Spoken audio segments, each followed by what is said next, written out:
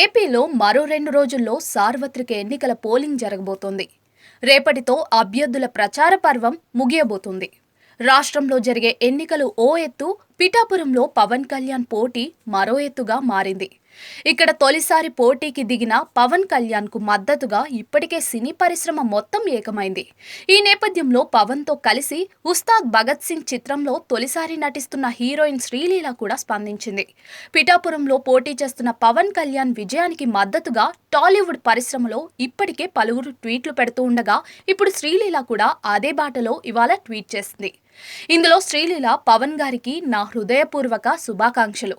Sir, మీ ఎన్నికల ప్రయాణం మీరు కోరుకున్నదంతా సాధిస్తారని మరియు మీ వాగ్దానాలన్నిటినీ నిలబెట్టుకోవాలని ఆశిస్తున్నట్లుగా తెలిపింది.